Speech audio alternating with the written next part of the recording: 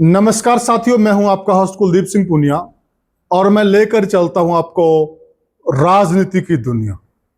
साथियों, राजनीति की बात करें, नायब सिंह सैनी को हरियाणा प्रदेश की जिम्मेदारी दे दी गई और उसके बाद चुनाव भी हुए और चुनाव के अंदर नायब सिंह सैनी के नाम पर जनमत भी आ गया। परंतु बीजेपी के अंदर आज भी कुछ नेता हैं इस जनमत को भी जनमत नहीं मान रहे।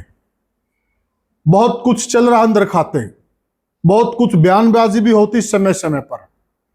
अभी अभी हालिया बयान था आरती राव का कि पूरे हरियाणा प्रदेश के अंदर कोई भी यह मानने को तैयार नहीं था कि बीजेपी की सरकार आएगी।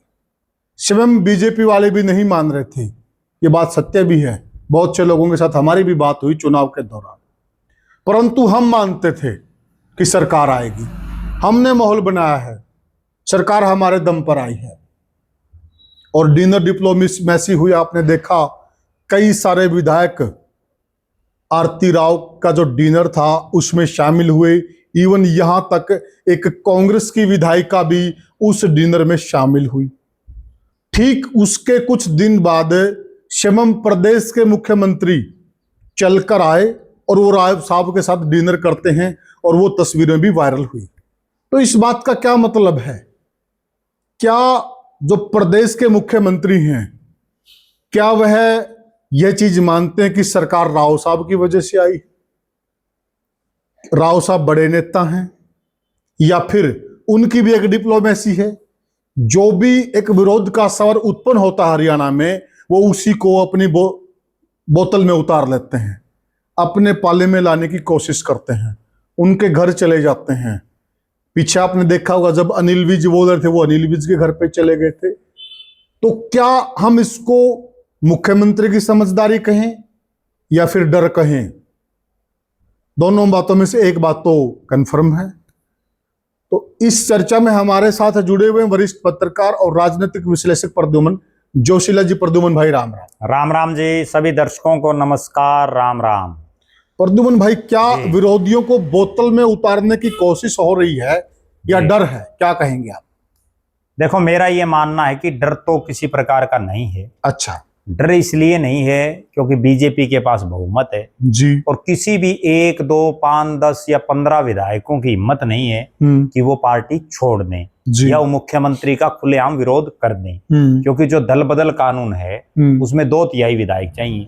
वो किसी नेता की इतनी हिम्मत नहीं है कि वो 2/3 विधायकों को उस हालात में इकट्ठे कर दे जब नरेंद्र मोदी और बीजेपी केंद्र में सत्तारूढ़ है। बीजेपी तो दूसरी पार्टी है, सरकार तोड़ के अपनी बना रही है। ठीक बात है, ठीक है ना? तो अपनी वाली डर तो है नहीं। अच्छा, फिर एक बात और भी प्रद्युमन भाई, जब इस तरह से सरकार टूटती है जी, जब इस तरह से एक धड़ा 2/3 का धड़ा अलग चला जाता है, उसमें विपक्ष का बहुत बड़ा रोल होता है जी। और विपक्ष से क्या हालात हरियाणा में ये जनता भी जानती है और हम भी जानते हैं जी। इसलिए ये तो सूरत हाल है नहीं जी। दूसरी बात आप क्या कह रहे हैं? दूसरी बात ये है, जहां तक बात है समझदारी की, तो मैं ये मानता हूं कि जो आदमी नीचे से उठ के एक नौकरी करने वाला या एक बहुत ही साधारण कार्यकर्ता और वहां से मुख्यमंत्री की कुर्सी तक पहुंचे तो उसको नफा नुकसान घाटा बाधा सब चीजों का पता होता है। यहाँ वो समझदारी दिखा रहे हैं। आज जो समझदारी नायब सिंह सैनी दिखा रहे हैं, अगर यही समझदारी कांग्रेस के नेता, जो सबसे बड़े नेता थे भूपेंद्र सिंह हुड्डा, वो दिखाते तो आज मुख्यमंत्री होते, सरकार होती कांग्रेस। नायब सिंह सैनी क्या कर रहे हैं?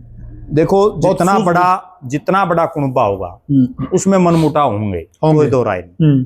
हमारे घर हैं, उनमें की जूता आपस में बाजता नहीं, बाज जाता भाई भाई की बात जाता है। ठीक है, तो जो जूत बाज जाता है या आपस में कोई ऐसी बात निकल जाती है, उसको अपने घर में सुलझा लेना बेहतर होता है।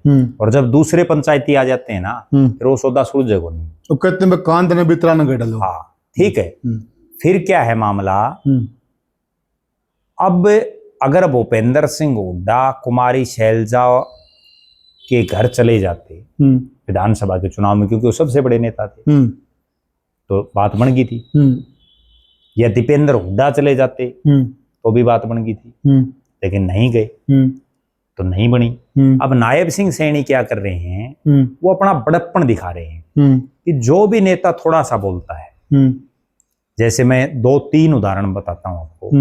नायब सिंह सैनी ने अनिल विज ने बोलना शुरू किया नायब सिंह सैनी के खिलाफ, उनके घर पहुंच गए। आज अनिल विज दे रहे हैं कोई बयान? नहीं दे रहे ना, बिल्कुल चुप बैठे हैं। रणधीर पनियार हैं, नलवा के विधायक, जिनको जब अमित शाह आया अग्रवा मेडिकल कॉलेज में तो वहां मंच पर से उतार दिया गया। हर जगह जो है चर्चा चली, कुलदीप बिश्नोई का खास विधायक उतार दिया, उसकी बेइज्जती कर दी, तरह तरह की बात। यहाँ तक भी बातें की गई कि भाई जाट समाज का एक विधायक उतार दिया गया, समाज का तिरस्कार है, बीजेपी वाले जाटों की बेइज्जती कर रहे हैं, बहुत तरह की बात बिल्कुल हुई। फिर क्या करे नायब सिंह सैनी ने, उनको हेलीकॉप्टर में बिठाना शुरू कर दिया अपने साथ। यहाँ एक प्रोग्राम था हिसार में, साइकिल रेस का प्रोग्राम था, उसको यहाँ से बैठा के चंडीगढ़ ले गए। ठीक है, फिर गाड़ी में बिठा लेते हैं वो, उसके बाद कुछ नहीं, वो सब लोग भूल गए। यानी गजब की डिप्लोमेसी। भैया अमित शाह की स्टेज से उतारा हुआ आदमी है, भूल गए ना लोग। हाँ, वो अमित शाह की स्टेज से उतारा हुआ नहीं, वो मुख्यमंत्री के साथ हेलीकॉप्टर में चढ़ा हुआ व्यक्ति हो गया। बस वो मामला हो गया। फिर उसके बाद तीसरा पॉइंट आ जाओ, आरती राव की कोठी पर राव इंद्रजीत ने डिनर दे दिया।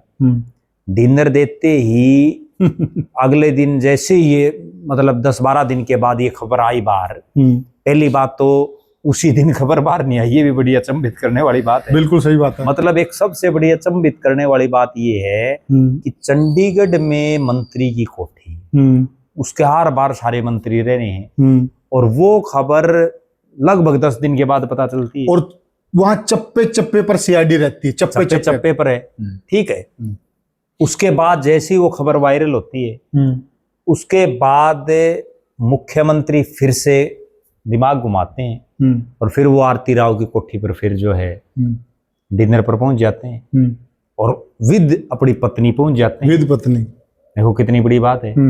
ठीक है, और प्रद्युम्न भाई एक सूझबूझ नहीं है। देखिए यहाँ पर है ना, जो एक मुख्यमंत्री होता है ना, उसका एक ईगो होता है, ईगो में रहता है कि मैं सर्वे सर्वा हूं, और होता भी सर्वे सर्वा है।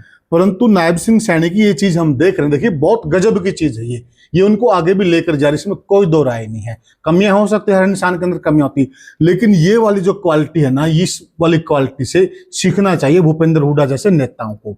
अब जिस प्रकार से वो डिनर डिप्लोमेसी कर रहे हैं, और एक सूझबूझ ना, देखिए आप, पत्रकारों ने उनसे पूछा कि ऐसे ऐसे डिनर डिप्लोमेसी हुई है, एक मंत्री की कोठी पर विधायक इकट्ठे हुए हैं, एक आदमी ना तड़क जाता है, एक आदमी गुस्से में कोई बयान दे देता है, सीएम साहब ने सधा हुआ बयान दिया और बहुत सूझबूझ वाली बात कही थी। तो ये उनकी काबिलियत कहीं न कहीं एक मैच्योरिटी नहीं दर्शा रही है। देखो असली कहानी ये कि जो झुकता है वही कामयाब होता है। क्या बात है। चौधरी चरण सिंह देश के प्रधानमंत्री बने, प्रधानमंत्री बहुत कम समय तक रहे, और अगर वो उस समय श्रीमती इंदिरा गांधी के घर चले जाते, उनको सलाह भी दी थी किसी ने कि भाई आप इंदिरा गांधी के घर चले जाओ, तो सरकार भी नहीं पड़ती, नहीं करती, वो प्रधानमंत्री बने रहते, लंबे समय तक बने रहते। तो बहुत बार ऐसा होता है कि और एक दौर ऐसा भी आया कि खुद जो हमारे यहाँ के बड़े मंत्री रहे हैं, ओम प्रकाश जिंदल जी, वो भी भजनलाल परिवार से मिल लिए थे, और उस वक्त उनका आदर सत्कार बढ़िया हो गया होता और कुलदीप बिश्नोई ने सूझबूझ से काम ले लिया होता तो चौधरी भजनलाल मुख्यमंत्री होते। बिल्कुल होते, कोई दो राय नहीं। सूझबूझ बड़ी काम आती है। रोड़ा ही सिर्फ सूझबूझ का है, और तो कोई रोड़ा ही नहीं है। रोड़ा ही नहीं है, ठीक है ना। बोल का ही तो आदमी को मिलता है। ठीक बात है। किसी को बोल से अपमान सहन करना पड़ता है, किसी को इज्जत मिलती है। मुद्दा बड़ा होने से पहले ही उसको काबू कर लो। बिल्कुल। विवाद बड़ा होने से पहले काबू कर लो, मनमुटाव बढ़ने से पहले ही उनको कोशिश करो कि वो काबू हो जाए। मैं आपको एक आंखों देखा वाक्य बताता हूँ। ये अकेले नायब सिंह सैनी की क्वालिटी नहीं है, बल्कि बीजेपी के बहुत से नेता इस क्वालिटी में माहिर हैं। आदमपुर का उपचुनाव, हिसार का भारतीय जनता पार्टी का कार्यालय, जिसमें भव्य बिश्नोई चुनाव लड़ रहे, वहां बीजेपी के ही कुछ नेताओं की आपस में गुत्थम गुत्था आपस में झगड़ा हो गया उनका बीजेपी ऑफिस में। मैं भी वहीं था। तो वहां जो चुनाव के इंचार्ज लगा रखे थे, वेदपाल एडवोकेट, करनाल से आते हैं, अभी प्रदेश उपाध्यक्ष, उस समय वो प्रदेश महामंत्री थे। मतलब तरकीब देखो आप बीजेपी वालों की। खूब उनका झगड़म झगड़ा गाड़म गाड़, मतलब बस यूं मान लो कि भाई बहुत ज्यादा बात बढ़ गई थी जी। और चारों तरफ से लोग आगे सारे जितने थे 100-200 आदमी हो गए इकट्ठे। उस नाती क्या करा, उसने कुछ नहीं बोला, उस नाते भारत माता की जय बोलनी शुरू कर दी। भारत माता की जय, भारतीय जनता पार्टी जिंदाबाद, वेदपाल एडवोकेट ने। और लोग भूल के बरोड़ा भी हो रहा था उनसे जय जय लाके कर। और एक करोड़ा हमने कांग्रेसियों का देखा था, ठीक है, 100 करोड़ा का वो 2 मिनट में ले मामला शांत, बाद में किसी को यूं ध्यान ही नहीं रहा, बड़ा झगड़ा भी हो रहा था, झगड़ा भी हो रहा था और नारे लाने में व्यस्त हो गए। ठीक है, उसके बाद दोनों से न्यारा पूछा, उनका समझौता हो गया। तो एक तो है ये बीजेपी की थ्योरी, एक तरफ कांग्रेस वाले तो आपस में कुर्सम कुर्सी ठीक है ना, कोई सिस्टम ही नहीं है, कोई सिस्टम उन्हें यूं ही नहीं ध्यान रहता, तभी नारा ला दो कम से कम। एक सूझबूझ का एग्जांपल और है प्रद्युमन भाई। देखिए, जब एक कोई भी मुख्यमंत्री प्रदेश का लंबे समय तक मुख्यमंत्री रहता है और उसको पार्टी की तरफ से हटा दिया जाता है, और हटा भी तब दिया जाए कि जब बहुमत आ गया हो, प्रचंड बहुमत आ गया हो, तो अक्सर हमने देखा, आप उमा भारती का उदाहरण ले लो, आप वसुंधरा राजे का ले लो, अनेक ऐसे नेताओं की लिस्ट आपको मिल जाएगी। वह लोग पार्टी से नाराज होकर एक अलग राह पकड़ लेते हैं, कोप भवन में चले जाते हैं, और उसमें पार्टी का तो कुछ नहीं बिगड़ता, उनका खुद का नुकसान हो जाता है। एक बड़ा एग्जाम्पल शिवराज सिंह चौहान है, उनको हटा दिया गया, और हटाया वो किन परिस्थितियों में हटाया जग जाहिर है, लेकिन उन्होंने उसी दिन से ये कहना शुरू कर दिया, ठीक है मेरा एक टास्क पूरा हुआ, अब मैं दूसरे टास्क में लग गया हूं, अब मेरा केवल एकमात्र उद्देश्य है जो 29 की 29 लोकसभा की सीटें हैं, इनको जिताकर हम प्रधानमंत्री नरेंद्र मोदी की झोली में डालने का काम करेंगे। और देखिए, उसके बाद आज वो प्रदेश में कृषि मंत्री है, उसमें देश में कृषि मंत्री। तो सूझबूझ नहीं थी क्या ये? नहीं, बिल्कुल। देखो, अगर वो अलग राह पकड़ लेते, बीजेपी को यही रहना था, मोदी को यही रहना था, उनका है ना कुछ नहीं होता, घर बैठे रहते। क्योंकि आज अमित शाह की जो लॉबी है, मोदी की जो लॉबी, वो बहुत मजबूत है, उसका कोई कुछ नहीं बिगाड़ सकता। एक समय आएगा, ठीक है, ये लॉबी भी टूटेगी, लेकिन आज हम शिवराज सिंह चौहान की इसको बहुत बड़ी सूझबूझ कहेंगे। देखो, बात आपकी बिल्कुल सही है, और मेरा तो यहां तक मानना है कि पार्टी जो है ना, वो अपने आप में बहुत बड़ी चीज होती है। बिल्कुल सही कहा। और पार्टी में जब तक आदमी है तो उसके सितारे आसमान पर रहते हैं। जैसे ही वो पार्टी से छोड़ देता है या पार्टी उसको निकाल देती है, उसके बाद कोई इक्का दुक्का कामयाब होते हैं, बाकी तो सिर्फ बस संघर्ष में ही बीत जाता है। निर्दलीय या छोटी क्षेत्रीय पार्टियां, उनके तो सूत आती है कभी कभार। अब जैसे दुष्यंत के एक सूत आ गई कि बीजेपी का बहुमत नहीं आया, इसके 10 MLA आ गए, डिप्टी सीएम बन गए। हनुमान बेनीवाल का एक सूत आ रही है 2 बार से लगातार, पहले उसका बीजेपी से अलायंस हो गया तो जीत गया, अब कांग्रेस से अलायंस हो गया तो जीत गया, अकेला लड़के देखो हार जाएगा। अभी MLA का किलन लड़ा था, हार गया, पत्नी हार गई खुद की खिंसर की सीट से। तो जो गढ़ रहा है, बिल्कुल असली कहानी क्या है कि पार्टी सर्वोपरि है। जब तक नेता जो है ना वो पार्टी से है, पार्टी नेता से नहीं है। पार्टी में आते जाते रहते हैं। आप एक चीज देखो, आज नरेंद्र मोदी अमित शाह हैं, उससे पहले अटल आडवाणी थे, उनसे भी और पुराने समय में जब जनसंघ में चले जाएंगे तो और बड़े बड़े चेहरे रहे हैं। समय के बाद आज नायब सिंह सैनी हैं। कभी एक वो दौर था जब यहाँ आत्म प्रकाश मनचंदा जो है, जो रमेश जोशी, रामविलास शर्मा, वो लोग थे, उस समय की बात है। उसी तरह से कांग्रेस में आज मल्लिकार्जुन खड़गे हैं। आज जब से राष्ट्रीय अध्यक्ष नहीं बना था ना मल्लिकार्जुन खड़गे, उससे पहले कितने लोगों ने इनका नाम का बेरा था, जबकि केंद्र में मंत्री रहा था, नहीं पता था लोगों को। ठीक है, उससे पहले तो राजेश पायलट हैं, माधवराव सिंधिया हैं, बहुत बड़े बड़े कांग्रेस के नेता हुए हैं। अच्छा, लेकिन आज कोई नाम लेने वाला नहीं। प्रदेश पे आ जाते हैं जी। देखिए, एक किस्सा आपने भी सुना होगा और दर्शकों ने भी सुना होगा। प्रभु श्री रामचंद्र जा रहे हैं, माता सीता भी उनके साथ है, और उनके रथ के आगे भगवान परशुराम जी खड़े हो जाते हैं, और वो कहते हैं कि युद्ध करना पड़ेगा, मैं ऐसे जाने नहीं दूंगा। भगवान श्री रामचंद्र 8 कला अवतार बताए गए हैं, और भगवान परशुराम जी 16 कला अवतार थे, यानी कि उनसे 2 गुना बल था, उनके अंदर आत्म बल था। भगवान श्री रामचंद्र ने, वो बहुत गुस्से में लाल पीला थे, वहां बुद्धिमानी दिखाई। वो रथ से उतरे, और रथ से उतरने के बाद वो सीधे भगवान परशुराम जी की तरफ गए और सबसे पहले उन्होंने उनके चरण स्पर्श किए कि आप मुझसे उम्र में बड़े हैं, तजुर्बा आपका ज्यादा है, अब आपका आदेश है तो मुझे युद्ध तो करना होगा, लेकिन उससे पहले आप मुझे आशीर्वाद दीजिए। वहीं से 8 कला उन्होंने, सुनने में आता कि 8 कला उन्होंने खींच लिया। परशुराम जी 8 कला अवतार हो गए, चरण स्पर्श करके 8 कला खींच ली। कोई विद्या जानते थे वो, और वो खुद 16 कला अवतार हो गए।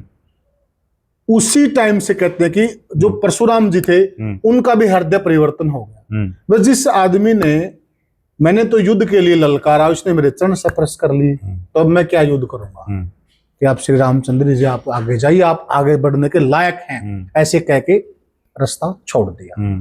तो क्या यही काम नायब सिंह सैनी ने नहीं कर दिया है? एक तरफ से शोर शराबा था प्रदेश में कि देखिए इतने विधायक हमारे आए हैं, अब राव साहब ने अपने तर्कस से तीर निकाल लिए, उधर से आरती भी बयान दे रही थी, एक माहौल बना हुआ था और लोगों की भी बाँछें खिल गई थी, विपक्षी लोगों की, अब कुछ होगा प्रदेश में। परंतु नायब सिंह सैनी ने तुरुप का इक्का चल दिया, गए, खाना खाया, और अब किस मुंह से बोलेंगे राव साहब? देखो, मैं एक बड़ी गजब बात इसमें, जब उनके घर ही चले गए वो, एक गजब बात और जोड़ता हूं। जो आपने कहा ना चरण स्पर्श की, बीजेपी के नेताओं में ये संस्कार कूट कूट के भरे हुए, कोई दो राय नहीं।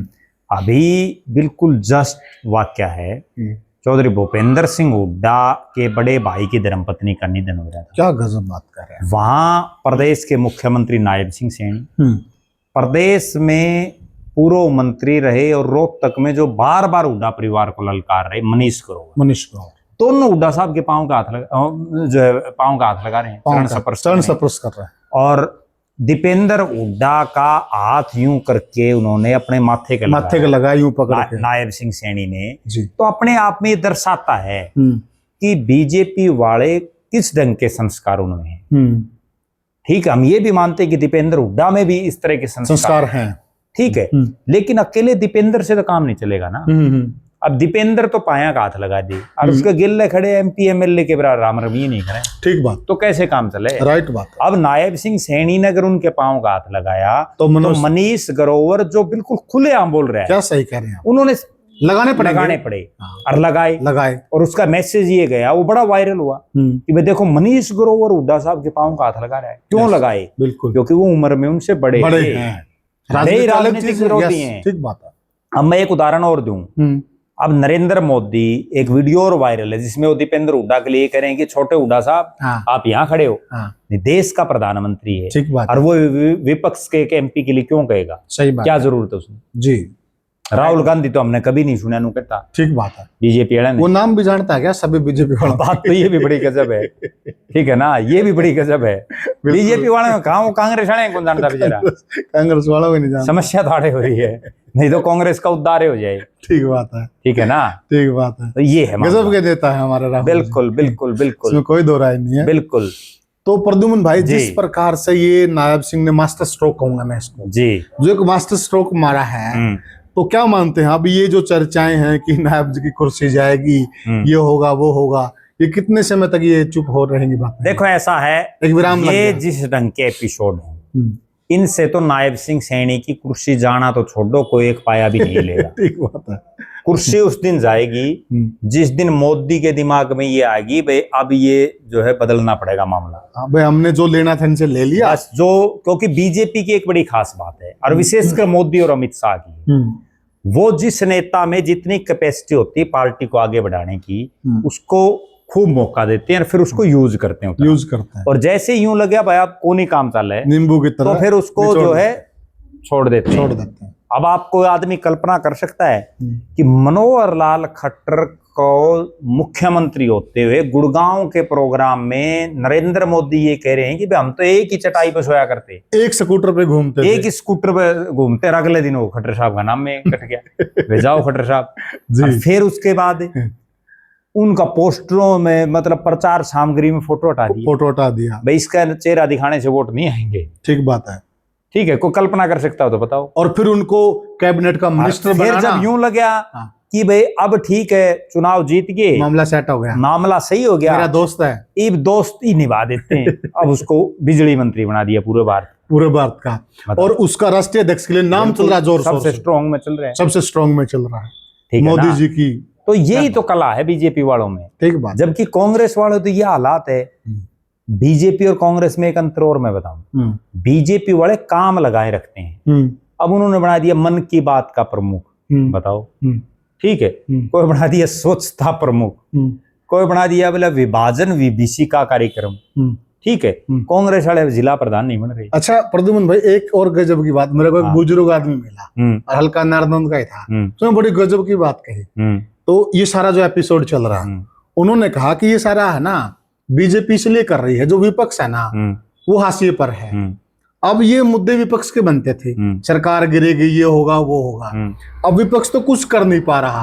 अब बीजेपी फ्री कैसे बैठे, वो खेल खेल रही है अपने नेताओं से, बयानबाजी, कभी डिनर डिप्लोमेसी, कभी कुछ, और फिर उन सारी बातों को काबू कर लेते हैं। बोले वो बड़े मजे से खेल खेल रहे हैं। अब जो सवाल विपक्ष को उठाने चाहिए वो खुद बीजेपी वाले उठा देते हैं और बीजेपी वाले जवाब दे देते हैं, एक माहौल बना रहता है। वो क्या है, भारतीय जनता पार्टी की बड़ी खास बात है, वो दो चीजों पर ही फोकस है, मैनेजमेंट और मार्केटिंग। चर्चा में रहते हैं, अपने नेताओं को व्यस्त रखते हैं, उससे वो चर्चा में एक माहौल सा बना रहता है, ठीक है। कांग्रेस में तो ये है कि सारे खाली बैठे हैं, कोई काम ही नहीं है। मतलब हालात ये है कांग्रेस की कि जवाहरलाल नेहरू की जयंती मनानी है तो 10 आदमी, एमएलए तक नहीं आते। राजीव गांधी की पुण्यतिथि मनानी है तो कोई नहीं आता। राहुल गांधी का जन्मदिन मनाना है तो नहीं आती भीड़। बिल्कुल ठीक बात, ठीक है। और वो भीड़ आए कैसे, किसी की जिम्मेदारी ही नहीं लगाते। और ये धन्ना भगत तक की जयंती, ये तो क्या करते हैं कि अब मान लो कोई कार्यक्रम आ गया, जैसे मैं एक उदाहरण दूं, भाई इन्होंने बना दिया जो आपातकाल लग गया, उस आपातकाल का अलग अलग जगह प्रोग्राम, बिल्कुल सही, उस आपातकाल के भी इंचार्ज लगा दिया, ये आदमी इस प्रोग्राम को कराएंगे, बिल्कुल। तो उनको जिम्मेवारी मिल गई, वो फ्री नहीं बैठेंगे, वो सारा दिन लगे रहेंगे।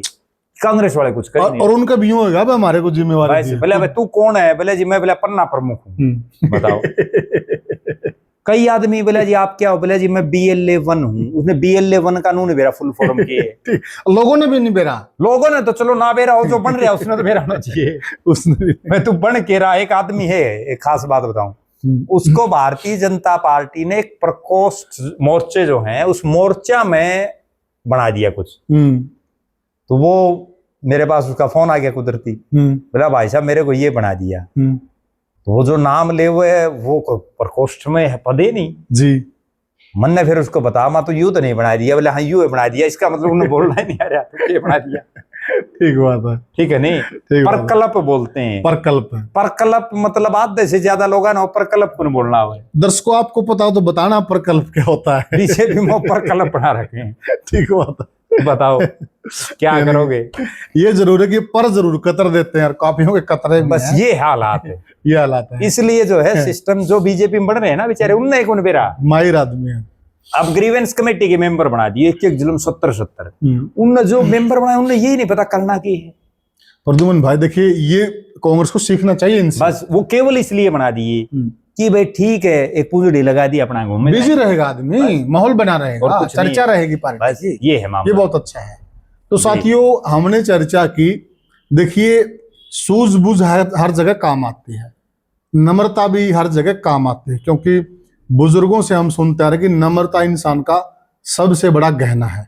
वो गहना इस प्रकार से है जिस प्रकार से नायब सिंह सैनी यूज कर रहे हैं। जो भी उनके खिलाफ मोर्चा खोलता है तो वो तरीके से उस आदमी को बोतल में उतार लेते हैं, अपने पाले में कर लेते हैं, उसके घर चले जाते हैं। कितना बोलेगा बंदा। अब मान लिया आप किसी को गाली बक रहे हो, कुछ कह रहे हो, अगर वो आदमी आपके घर चला जाए तो आप क्या करोगे, चाय पिलाओगे, आदर सत्कार भी करोगे। तो ये गजब की कला है नायब जी में, इसमें कोई दो राय नहीं है। अब जब ये सारी चीज चल रही थी, एक तरह से खुद नायब सिंह ने आगे आकर विराम लगा दिया है। और अब एक चीज और ऐड कर दूं मैं, अब चुनाव में क्या था, लोकसभा के चुनाव में प्रोफेसर छत्रपाल नाराज था, नायब सैनी उसके घर पहुंच गया। बिल्कुल राइट बात है। लोकसभा के चुनाव में कुलदीप बिश्नोई नाराज था, कुलदीप बिश्नोई बड़ा है या नायब सैनी बड़ा है? मुख्यमंत्री नायब सिंह सैनी है। नायब सैनी उसके घर पहुंच गया। तो ये वो काम करते हैं, जबकि कांग्रेस वाले इकड़े जाते हैं। ठीक बात है, ये तो सरकारें आ जाती चले जाते तो बिल्कुल ये है समस्या, ये है समस्या। तो साथियों हमने चर्चा की आपको हमारी चर्चा कैसी लगी हमें कमेंट सेक्शन में जरूर बताइएगा। वीडियो को ज़्यादा से ज़्यादा शेयर कीजिएगा और चैनल को सब्सक्राइब कीजिएगा। फिर मिलेंगे किसी और वीडियो में, तब तक के लिए राम राम।